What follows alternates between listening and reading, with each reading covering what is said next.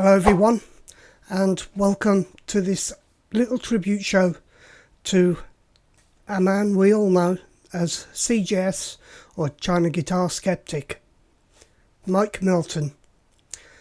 I'm sure many of us have watched his videos, followed his advice, or even chatted to him, and I just wanted to do this as something for all of us to sit back and watch and remember the man, and why not jump in on the live chat and let's talk about Mike as you watch this interview that I did with him a couple of years ago now, when I'd first started the channel, and he kindly agreed to be my very first ever guest. So without further ado, rest in peace, Mike. Enjoy this, everybody, and I'll talk to you in the chat. Hello everyone, and welcome back to the Budget Guitar Show.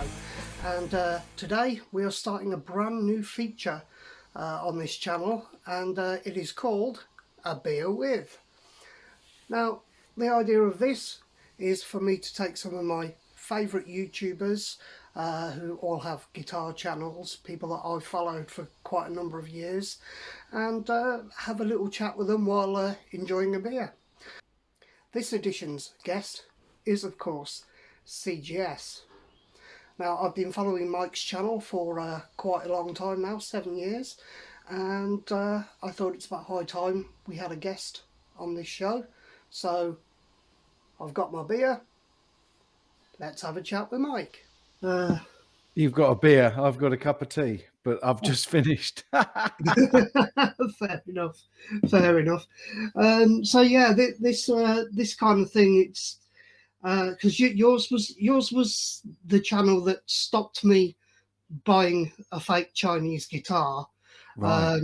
and this was 7 years ago, and I think the first one I saw of yours was a PRS Chinese fake, which you were Right. having a lot of trouble trying to tune in. Oh yeah. The very first one I bought was a blue one. Was it like a blue Mateo Yeah, color? Yeah, that's it. Yeah. that was the first one ever, and that was that. I think we called her Maggie. Yeah, that's And correct. Yeah. yeah, she turned out to be a bit of a Maggie as well. Actually, the reason was I called her Maggie because actually it was that week that Maggie Thatcher died, believe it or not. Yes. So yeah, that guitar is still trouble to tune. And I think that the frets are not properly set for the scale length either. So yeah, real pain, that one. But it was pretty. It makes a nice wall hanger. Yeah, well, yes. I mean, because I was sort of looking around trying to find any good or bad things about Chinese guitars, and I came across your video on YouTube, and from then on I started watching. But back to the beginning, who or what made you want to play guitar? Oh Originally?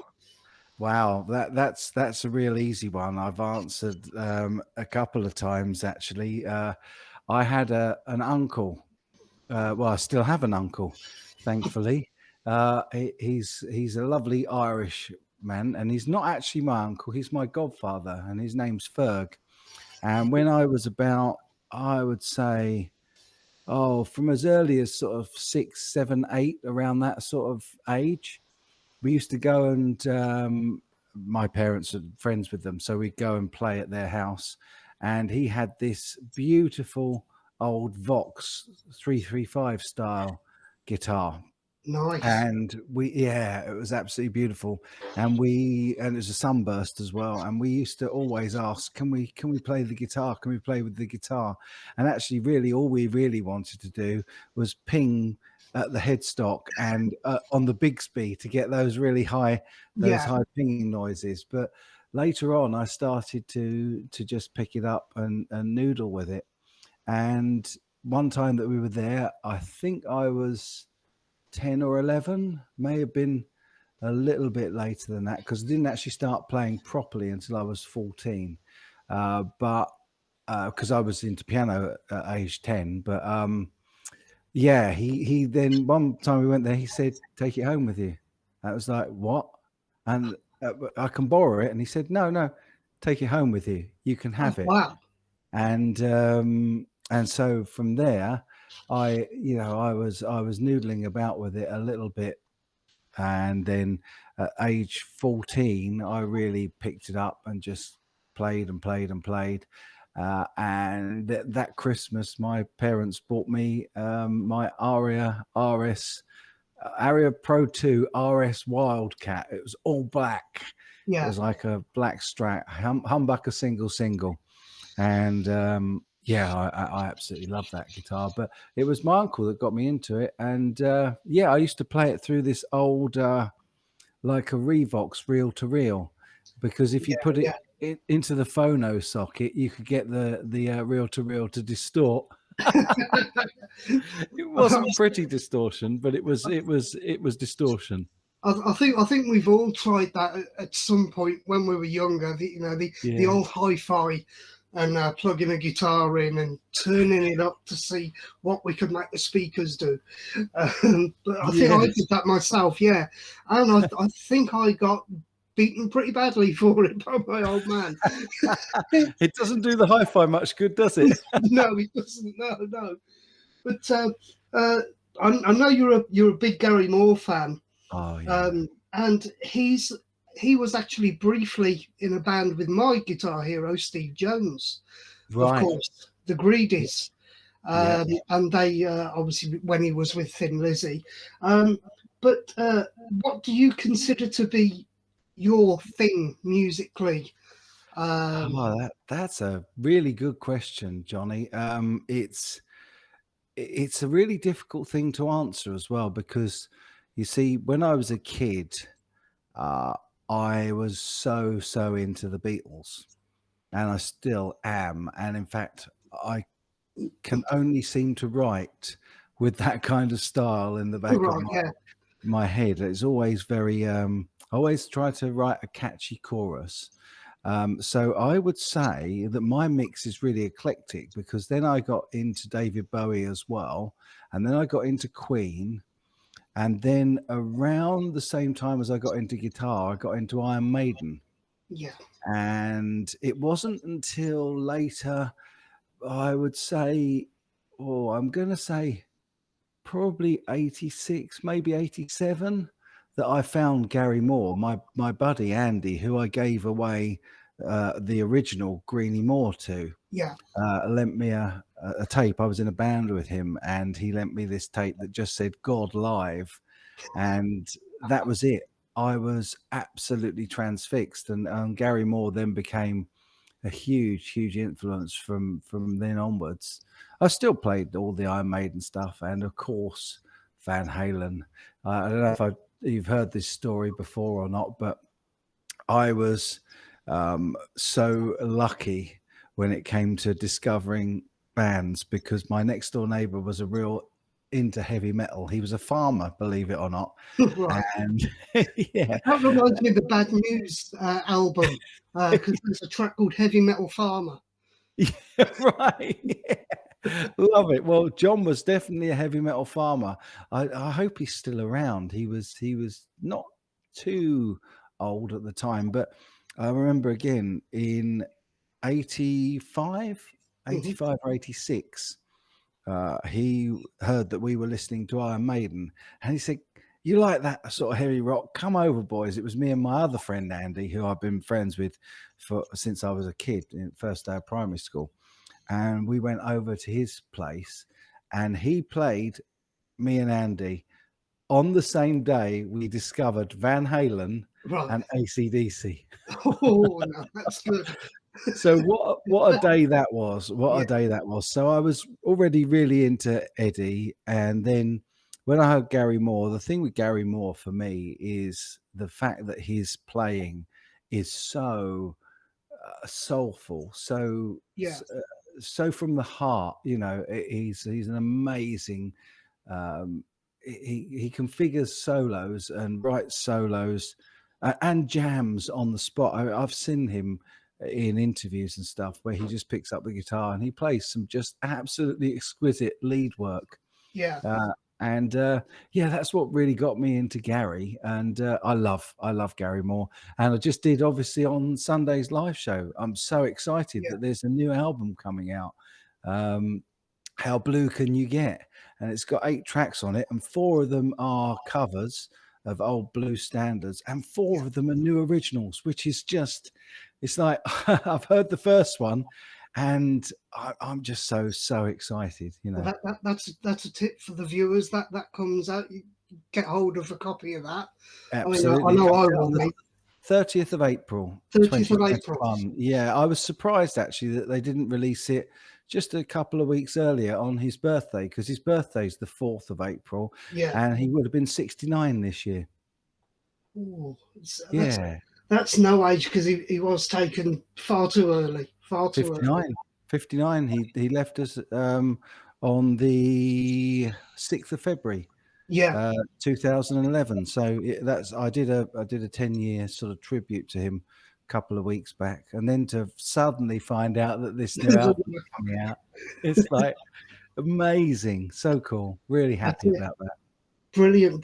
One quick question with something that you mentioned in there. One word answer, right? Iron Maiden, Diano or Dickinson? Oh, Dickinson. Oh, I know. I knew you'd be a Diano fan, because Paul Diano was much more punk and much more. You made me answer in one word. If I'm allowed to answer in a slightly longer, sentence, I love both.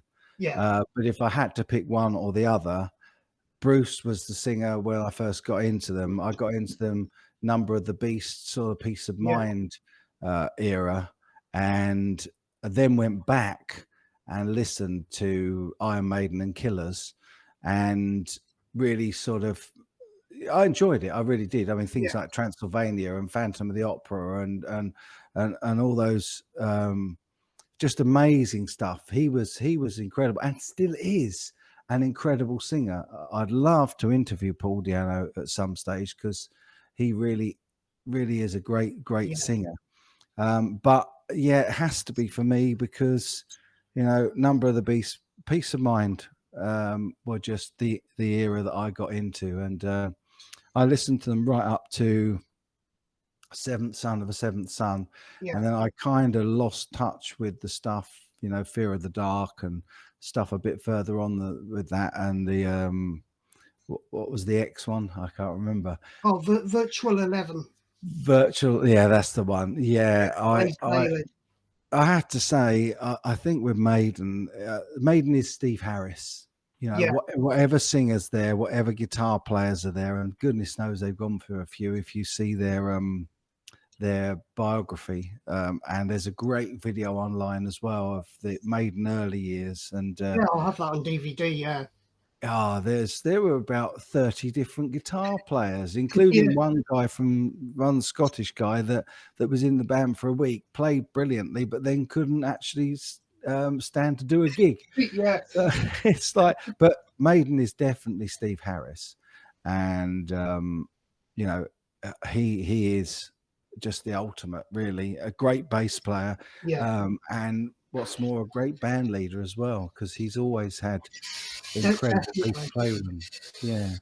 Now, you began your sort of channel 7 years ago. How did the channel start, and what made you want to, you know, do it as a YouTube channel? I didn't want to do it. I didn't want to do it at all. I started because I saw some videos from a couple of guys.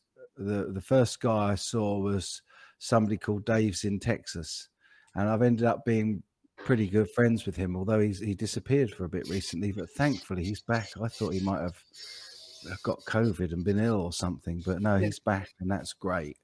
But I was watching his videos, and also Steve from Boston, who back then was Pixie Licks, Yeah. and they were showing these Chinese fake guitars. And I thought, no, this is a joke. They're pulling the wool. What they're doing is they're saying they're getting them for 200 quid from China, and they're really playing real, Yeah. Les Pauls. And I thought, no, I'm not having that. So I looked up on AliExpress and found a couple of these guitars, and I thought, well, they do look real. And I thought that because this was back in the day when you could do a video response to a video. So back in 2013, they changed it, believe it or not, between me purchasing Maggie, that PRS, to show that what you actually get is a plastic toy or nothing at all in the box, a box of fresh air. They changed it so you couldn't do a video response, because my intention was to put a video response on Dave from Texas and also Pixie Lick's channel to say, look, this is what you really get. You don't really get these brilliant guitars that you can play. And actually, as it turned out, longer term, I did manage to prove the point. You can get the fakes, but I managed to show people just how bad they are and how much knowledge you need to have to get them anywhere near playing. And even then, you know, a lot of them, you've changed out all of the electronics, all of the hardware, and you still got an issue. Sometimes you can move the bridge to make the scale length work, but other times even individual frets are just in the wrong position. So the guitar will never play in tune. And I think Mitzi's a bit like that, which is why I've never been able to properly tune her.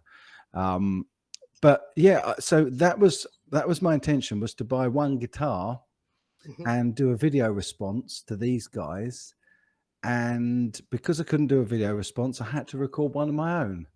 And it just seemed to be at the right place at the right time. And the channel just blew up from this first video. And while I bought that one, I thought, no, you know, I've managed to get it somewhere near playable. I will try and get one more. And so I bought the orange one, the orange PRS, because I'm a big PRS fan. And, you know, to get a couple of guitars that might end up looking and playing like PRSs was a bit appealing, I have to be honest. But the main reason for buying them was to show that they were rubbish. And it proved to be the case longer term. You know, I bought a couple more with the logos on, and then quickly got into the scene a lot more and found out that you could have your own logos put on. So from that point onwards, I put my own logo on the headstock, and I just bought a few more of the ones that people were asking me to buy. I think in total I bought 6 guitars and showed them on the channel and showed people how to be able to tell a fake from a real one and what all of the issues were with them, as well as the tells, you know, and explain to people why it's such a risk to buy in China. You don't get any guarantees. You've got no hope of getting your money back. Oftentimes, once the guitar's here, that's it. The best that you're likely to get is to get 20 quid off your next purchase. And it's like, when you bought one, you won't be buying another one. Although I have to say they have over the years, they've got a lot better, and they are now building stuff which is getting close to seeming more like, but certainly on the Gibson ones, I don't think that they are with the PRS. They just don't seem to be able to make them look right, the PRS types. But yeah, so the channel just took off, and because I bought one and ordered the second one, I thought I'll do a video on the second one as well, and I'll also do a video showing people everything that's wrong with the first one and what I've had to do to get it even close to playable. And then I got a couple of halfway decent ones. Most of them needed the pickups changed on them, because back then they weren't wax potting them at all. So the second you put any distortion on, they whistled like crazy, and they were totally unusable. I had that with the Harley Benton. Do you? Yeah, I have to say I don't play my Bentons at high enough volume, because this is a silent studio, so I very rarely crank them, and that's not a bad thing, because I don't want to damage my hearing, but at the same time, I reckon if I crank them through a loud amp and they haven't got potted pickups, then yeah, absolutely, they would squeal like the Chinese fakes did. But yeah, so that's how the channel started. Literally, it was with the intention of making one video to respond to Steve and Dave, and just became very popular. And I don't think I've been as popular again since. But in fact, my two biggest videos are still the unboxing of Mitzi, the purple Les Paul Custom, and the D45 fake. They really, and it's a shame, because I think that I've come a lot further since then, and production values are better, and and I'm easier on camera. It just is embarrassing to look back at those now, but there's no point in taking them down. I did what I did, and I don't have any piece of history. Yeah, and I don't have any regrets. From the day one, the first one I bought was with the intention to show that people don't get a decent guitar. There's a misnomer about my channel, and there's a lot of people, particularly because we spell it different in the UK. Some of my American friends seem to read skeptic as septic. So they think I'm the China guitar septic, and they think I'm promoting them, but I've never promoted them. That's a total misnomer. I've always been anti-fakes, and only ever bought them to show them for what they were. But as I say, I don't have any regrets. It's been fun, and I still love doing it. And even though things have slowed a great deal on the channel because of the amount of people that are coming in and doing YouTube channels these days, I really don't mind, because I just love doing it now, and it's a nice thing to do. I mean, do you still have your Chinese fakes that you bought? Oh yeah. I would never. The only one I've let go was the first Greenie Moore, because they sent me a free replacement, because the first one came with a cracked neck. And once I'd fixed that and got it halfway playable, I gave it to my buddy Andy, who introduced me to Gary Moore, because he hadn't played for about 10 years. And it was a real shame, because he's a lovely guy and a great guitar player, and a great writer as well, really, really good writer. And I wanted to encourage him. Funny enough, he's now built his own recording studio in his garden, not dissimilar to this. Nice. And he's back recording his own material again now. But he did buy an Epiphone Les Paul. Yeah. Because that first Greenie Moore, and even the second one, until I put a nut compensator on it, it just doesn't stay in tune up the neck, because it'll be in tune at the cowboy chords, but then it'll be out by the time we get to about the 7th or 8th fret. And then, you tune it at the top, and it's out of tune at the cowboy chords. So yeah, because that was, as I say, when I started watching your channel, and I wanted the Steve Jones one, and I saw it on AliExpress, and I begun watching your channel, and you were saying, look, this is wrong with them, that's wrong with them, I wouldn't recommend getting one at all. And that did make me think, well, is that going to be £245 up the Swanee for something that you can't use on stage? And I ended up having a mate who actually sourced an Epiphone body and made this one, Awesome. So that one works. But what was the worst guitar you ever received? Oh, do you know, I can answer that so quickly. And that was Purple Haze, we called it. Yeah. And it was the purple PRS that I asked them to make in the proper PRS scale length, because actually when you buy a fake PRS in China, they make it to a Fender scale length, 25.5-inch scale, and I wanted one at the right scale and to do it up. So I asked for it to be made with no trademark infringements on at all, other than the shape, of course, Yeah. because I think the headstock is possibly trademarked. I'm not sure with PRS, but I think it is. Although Harley Benton get very close, don't they? Yeah. So yeah, this was purple. I love purple, and I got that one built, and it was forever in the making. It cost an absolute fortune Yeah. through a seller called Angeline Lee, who was absolutely appalling in terms of being able to communicate. And so I did my best. I sent them complete specs. I Yeah. sent them every measurement, everything I wanted and everything I didn't want on the guitar. When it came, the bridge had been put at 25 inches, but the scale was a Gibson scale length, 24 3/4. Right. So the bridge is totally in the wrong place.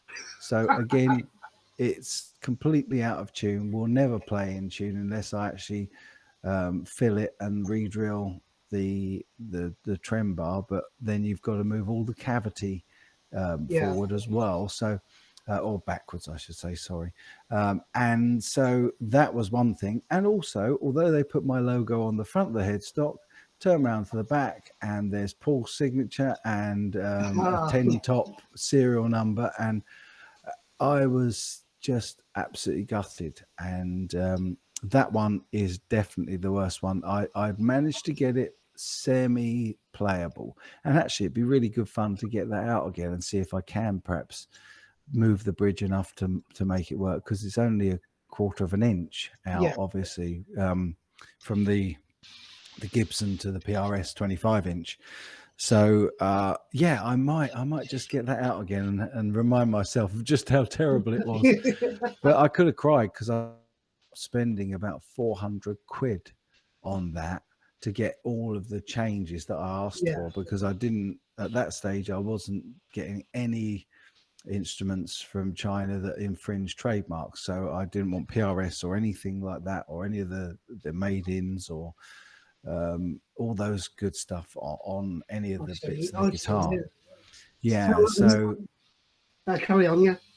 I was just going to say, so that I paid extra for all of that. 60 quid here for that, and 50 quid here for that, and Yeah. a guitar that should, by rights have cost no more than £200 ended up being, I think, 415 from memory. I can't. Yeah. And then when Yeah. it came and it was rubbish, it broke my heart. Absolutely broke my heart. And then there was another one that I didn't even get, and that's why I went to get this particular one that was terrible. And I Yeah. was after a pink one. Right. I wanted to get a pink PRS. I don't know why. I had this thing in the 80s and 90s about Pink Jackson. I used to watch a band called Panama, who were a big London band back then. Yeah. And the rhythm guitarist Andy Cremona had a Pink Jackson soloist, and I always thought, yeah, I fancy a pink guitar. So I thought Yeah. I'll have a pink PRS made. And yeah, I paid for that, but I did get the money back for that Oh, good. because everything went very much down the Swanee. So Mm-hmm. they did refund that because they couldn't source it. Basically, what these sellers in China do, there's thousands of sellers, but only about 6 or 7 factories. Yeah. So they're just agents, and these shops, they sort of spring up every now and then, and then they get what they can get that's close to what you've ordered, Yeah. or as close as they can get it, and then they just pack the first thing that comes in into a box and send it to you, which is why quality control is terrible. Yeah. So yeah, but then they close up shop because you end up putting negative feedback on, and I did with the pink one, and I did with Purple Haze, of course, and then they just shut shop and start up under a new name. Yeah. So that's why there's no guarantees out there, and I knew what I was getting into, just wish I hadn't spent the money. Yeah. I understand that. Yeah. And then, of course, you started doing Milton guitars. That's right. Yeah. Yeah. So how's that sort of progressing, or is it back Well, burner? The funny thing is, I only started that as an instrument to put my money where my mouth was, because Yeah, I was making videos saying to people, look, these really aren't worth buying. They're not good quality. You've got no guarantees. They're not players.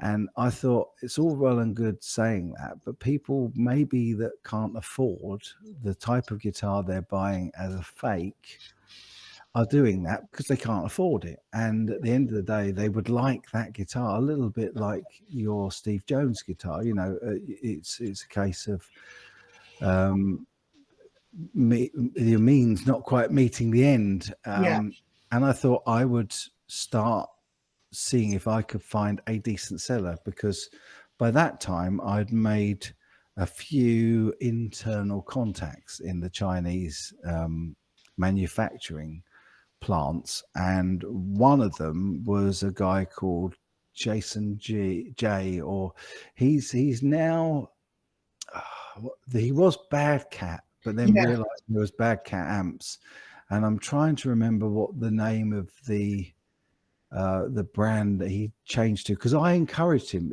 That was my fault. I said to him, look, I think this is where I started before the Milton Guitars thing. yeah, I said, I think if you were to put your own logo on and come up with your own brand and put them out at the same price as you're putting out the fakes, I think you would have a really, really booming trade. yeah, So he did that, and he sent me a guitar, and it was okay. It wasn't bad, but it wasn't brilliant.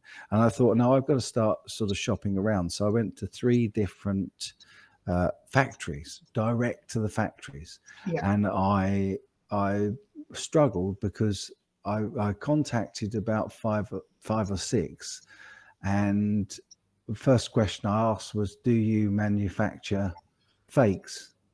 Do you do Gibsons?" I yeah, actually was my question, and 3 of them said, "Yeah, sure, we can make you a Gibson." And so I discounted them straight away. I yeah, wouldn't use them because I didn't want to be associated with one of the factories that made the fakes. So I went off and found one that said, "No, sorry, we don't do that. We can build you anything you like, but we won't put somebody else's logo on it." I thought that's the manufacturer for me. So I got the first Milton tellies made, the purple ones, and they came and they weren't right. They didn't do the body carve, and I thought, yeah. So I found another manufacturer, got the blue ones made, and yeah, they were great. They were the first ones that came in properly at the 25 and a 25-inch scale length that I asked for. Because again, I wanted the PRS scale length on the yeah, telly style body because I love the telly style, yeah. and they made that for me brilliantly. But again, they didn't do the body carve. They didn't put the right trims on, so I had to Gosh, change the trims aftermarket and all that good stuff.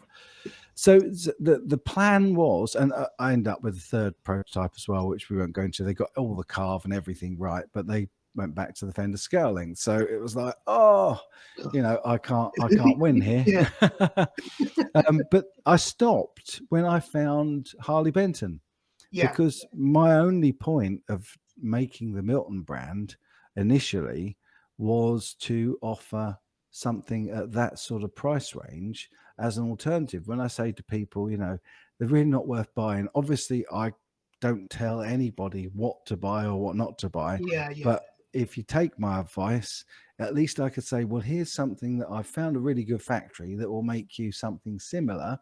But then, of course, there was Harley Benton. Once I found them, I thought, well, they're doing it already. yeah, And so I got in touch with Harley Benton and said, this is amazing. I bought a few actually before I made contact with them, just to see what they were like, because yeah, I didn't want to ask them to send me something for a review and then find they were as bad as the fakes. yeah, yeah, So I think I bought 4 or 5 Harley Bentons, the first 4 or 5 that I reviewed. And then that kind of put paid to the reason for doing Milton Guitars. Although it's not the end of the story, because recently I've seriously thought about sharpening up my luthier skills and learning how to make guitars with my buddy Lewis Trower, who's very kindly offered to help me learn that skill and to Excellent. hone it. I've always built guitars, but I've always built parts guitars, and I've built bodies, but I've never built a neck. And he says, well, if you can build a body, you'll be able to build a neck. Yeah, It is trickier, but you know, it can be done. Yeah, which yeah, definitely. all sort of leads into the next question, which was Right. your channel then grew, and Yeah.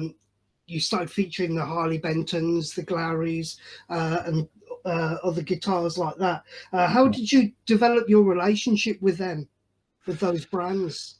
Well, you get to a stage, and I think I'd got to a stage back in 2017, 2018, where once you've got a certain level of following, and I suppose what people would call influence. I hate the Mhm. phrase influencer because Yeah, I try not to influence people. I try to do demos and let everybody do the review in the comment section. yeah, You know, I very rarely, I'll tell people how it feels to play for me, but guitars are such a personal thing that it's really, really tricky to to say how somebody else is going to feel playing the same guitar.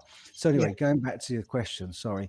Um, because at that stage I had about 20,000 subs, I was contacted by Warwick Framus, and they yeah, invited me to the second GitCon.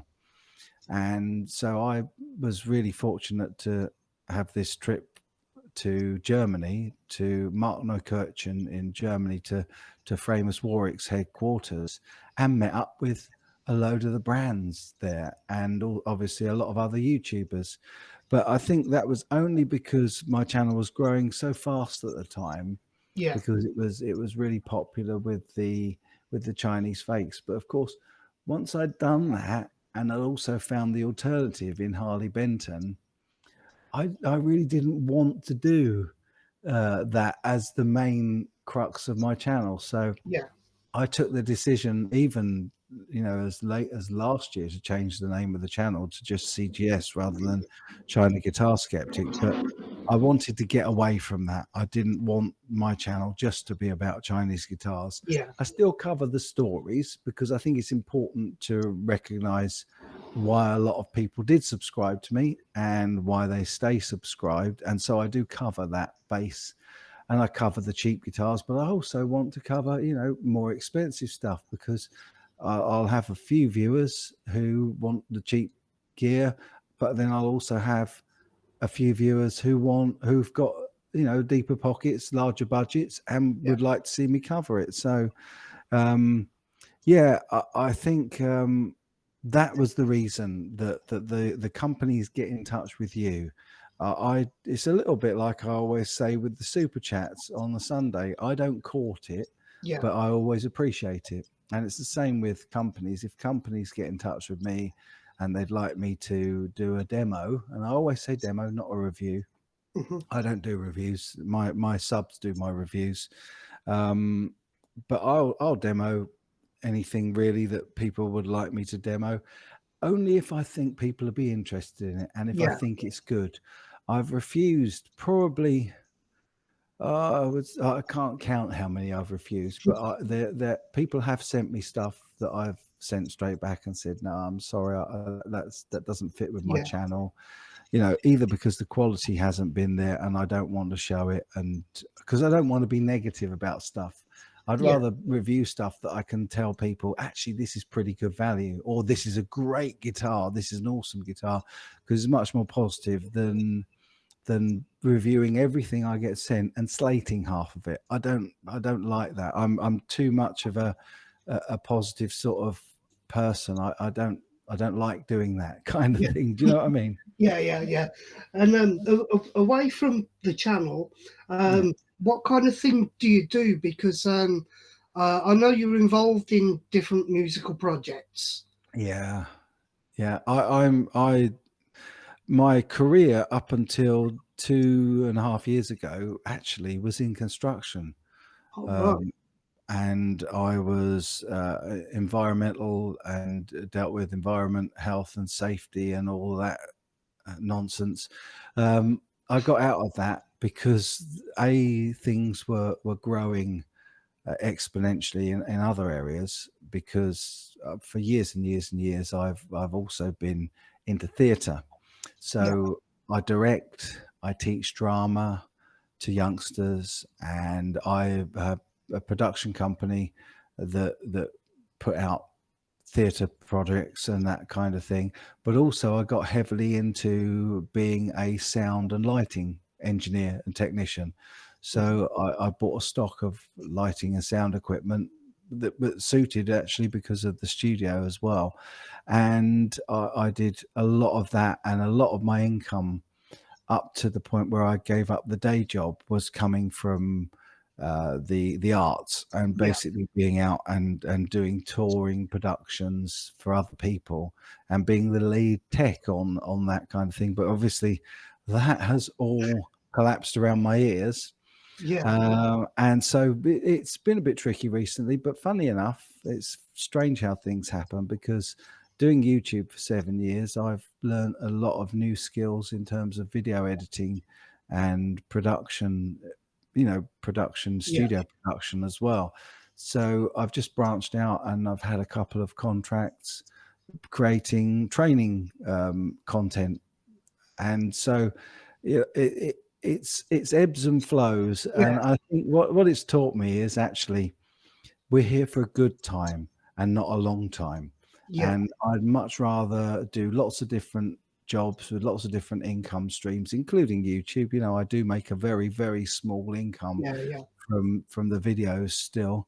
And occasionally I get paid to do a review, but you see at the front end of my video, you very rarely see this is a Yeah. paid product placement, because I prefer to be absolutely impartial. I don't. I have to say, I think I turned my thought process around the first time I met Henning, Hmm. and Henning really made sense and still does. And so I've accepted payments for reviews since I met Henning, and the reason being is, when you think about it, it's like this week's video. I'm doing the Harley Benton pickup change, Yeah. and that's 3 days worth of production. There's about half a day of shooting and actually doing those The bits. job. Yeah. Yeah. And then there's the editing and all of the scripting and all that good stuff that needs to be done behind the scenes in order to produce a video that's really slick. And I have to say, I need to really drop my production values a little bit to carry on doing 2 videos a week, because Yeah.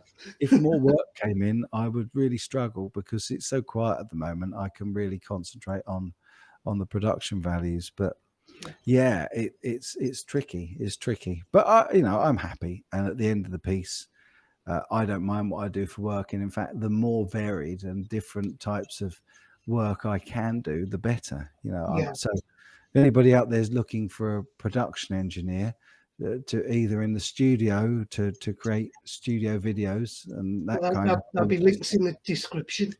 Yeah, get in touch, because I love that kind of work. And equally, once we can open up again, if you're in the south of England and you want somebody to come in and that's got a decent pair of ears to be a sound engineer, or actually somebody that can program a lighting desk and create light shows for productions, I love all that, and that's what I was doing. But I don't know if it'll come back.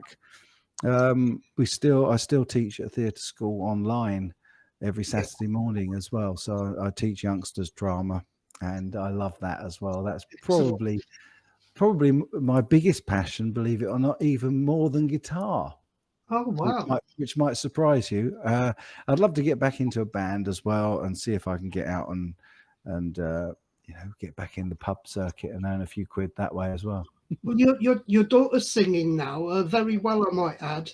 Oh, thank So, will there be a CGS album coming up anytime soon? My daughter might make an album, and I might write a majority of it for her. But I don't think there's a demand for a CGS album. Oh, you never know. You never You know. never know. You know, We'll Kate's wait and house see could in be the round the comments. corner. So, Yeah. if you could own any guitar, Yeah. what would it be and why? Do you know what? I would have said a private stock PRS until a few years ago, until 2018. Hmm. But I actually bought the guitar that I wanted. That was my ultimate, and I will never get rid of it, because at GitCon 2, I met up with Phil X from Bon Yeah, Jovi, and he had his signature series then. He's moved to Gibson now, but he was with Warwick Framus, and he had the XG, and I played this beautiful, it's olive green, but it actually looks grey. Phil X single pickup yeah. XG, and he played it in one of my videos as well, and we sat and chatted, and I got on so well with him. I actually sat with him at breakfast 3 out of the 5 mornings, just the two of us chatting about lots of personal stuff that I would never repeat, but he was such a friendly guy. Yeah. And I came back from that not knowing that I was able to purchase that guitar. All right. And then later, I heard from a couple of other YouTubers. I think it was Tone King and Film at Night. They said, "Yeah, you get because you went and did all the reviews you did, you'll get an influencer's discount." Right. So, because this guitar was up for like, I think it's either 15 grand or something like that. So these guitars are not cheap guitars, Yeah. but I got in touch with Framus Warwick and said, could I buy it? And how much? I haven't got a lot of money, Yeah. but could I buy it? And they said, yeah, sure. And they sent me an email back with the discount that they were prepared to offer and the price. And I was like, okay, yes, please. And so, yeah, that's the guitar that I would never get rid of, Yeah. because it's not so much that I love playing it, although it's got a beautiful thick neck and is a lovely guitar to play. And that Arcane pickup, that Phil X pickup, Yeah. is just incredible, Excellent. especially for rock and roll and gain sort of tones. But for me, totally the sentimentality of it. I think if the house was burning down, I would grab that and my Godfather Ferg's Fox that I told you about at the start, Yeah. and I'd probably let everything else burn. Fair enough. Fair play. Yes. Okay. So I think we'll wrap it up. Is there anything else you'd like to say? And also, Well, tell us how to find you. okay, yeah. Well, I'm very easy to find. Believe it or not, most people still find me by looking up China Guitar Skeptic, because that's still the official name of the channel, even though I've shortened it to CGS, which I Yeah. much prefer. So yeah, just go on YouTube and look up China Guitar Skeptic. I'm just about to close my website that's been up for years because I can't justify the cost at the moment, Yeah. with work the way it is, and so I'm going to move it probably onto a Facebook page, which I should do more of. Mhm. But no, I'm still a reluctant YouTuber. I love doing it because I love the sense of community and I love the camaraderie that there is between all of us guys out there. And but I'm still a reluctant YouTuber. So follow me if you want to, but if you don't worry about it. But one thing I would like to say is a big thank you to you, Johnny, because it's lovely to be on your show, and I love seeing new channels like yours pop up, and especially the sort of budget end of the market where you're helping people that are in. And I think it's going to be really popular at this point in time because of the fact that so many people are struggling financially that they're not going to be able to afford top end guitars. And so yeah, I'm just really delighted to be among your first guests on the channel. And also Thank thank you you very also much. for being so kind and saying on your channel numerous times how much I was an influence in starting you, because that means a great deal to me as well. Yeah, yeah, very true. You were, as I say, with that Steve Jones.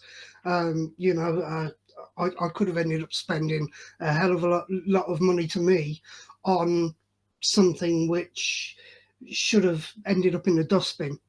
You know, Yeah, yeah. and you know, I'd like to thank you for that, and thank you for coming on the channel and giving us some time, you know, to Oh, do this. So anytime.